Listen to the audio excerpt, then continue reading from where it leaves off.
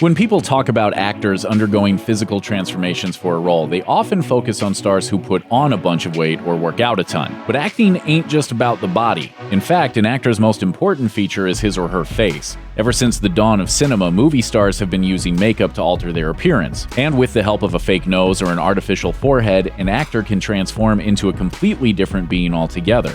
Here are some of the most memorable examples. Tilda Swinton, Snowpiercer.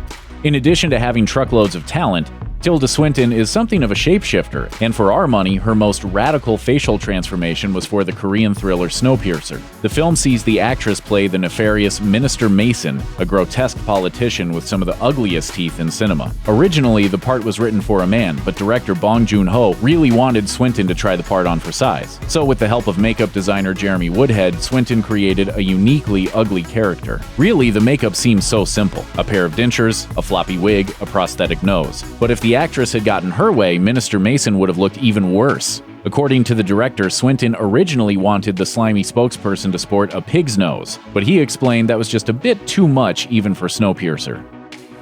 Halle Berry, Cloud Atlas. 2012's Cloud Atlas is a wildly ambitious sci-fi flick of epic proportions from the acclaimed directing team of Lana and Lily Wachowski. The film follows a select group of souls as they continually cross paths across time, with various actors undergoing radical transformations, changing race and gender from scene to scene. The decision was controversial, with critics arguing over whether the movie was racially insensitive or progressive. But regardless of how you feel about the Wachowskis' vision, you have to admire the dedication of the actors, with Halle Berry absolutely disappearing into not one but 6 different roles. Over the course of nearly 3 hours, Berry plays a grand total of 6 roles, each one radically different from the last. While she impresses with all of her performances, the 2 that truly stand out are a German Jewish woman and an ancient Korean man. To play the German woman in 1936, Berry underwent 8 hours of intensive work, which involved everything from a prosthetic nose to skin lightening treatments. But her most memorable appearance is definitely the ghoulish Korean doctor in 2144.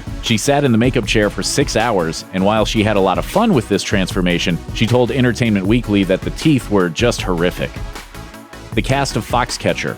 When Foxcatcher hit theaters in 2014, everybody noticed Steve Carell's schnoz. The actor drew quite a bit of flack for his fake nose, but he really did look almost identical to real-life murderer John DuPont, and the nose is just the tip of the cosmetics iceberg when it comes to Foxcatcher. Makeup artist Bill Corso also masked Carell's eyebrows with a prosthetic forehead, lightened his skin tone, and even built him a fake lip. To top everything off, Corso gave Carell a pair of dark contact lenses that really helped him slip into the role of an obsessive multimillionaire. But while Carell gets all the attention, Channing Tatum and Mark Ruffalo also underwent some pretty impressive facial transformations to look like genuine wrestlers. Tatum was given fake cauliflower ears and a bridge to enlarge his nose, and his nostrils and lips were widened with special prosthetics called plumpers. Similarly, Ruffalo had prosthetics stuck behind his upper lip and underwent frequent haircuts to capture wrestler Dave Schultz's balding hairline.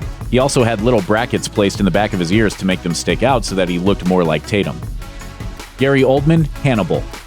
Hannibal Lecter is one of the most famous cinematic serial killers of all time, but he isn't the only murderer stalking his franchise. In the 2001 film Hannibal, the sinister Mason Verger is one of the few people who've survived an encounter with the liver-eating psychiatrist. Of course, he didn't escape from Lecter totally intact, as the sophisticated killer absolutely demolished Verger's face. So when it came time to put script to screen, makeup artist Greg Canham needed to turn actor Gary Oldman into a veritable monster. Using a special translucent silicone, Canham transformed Oldman into a lipless monster covered in scars and putrefied flesh. The whole ghoulish process took around 6 hours, but perhaps the best touch came from the mind of Oldman himself. The actor wanted to give Verger an eye that was permanently open, so Canham put together a setup involving a silk cloth, Velcro, and a little wire that prevented Oldman's eyelids from shutting. He also inserted a nasty-looking contact lens and had someone stand by with eye drops to keep the actor from losing his vision. Yikes. Glenn Close, Albert Nobbs.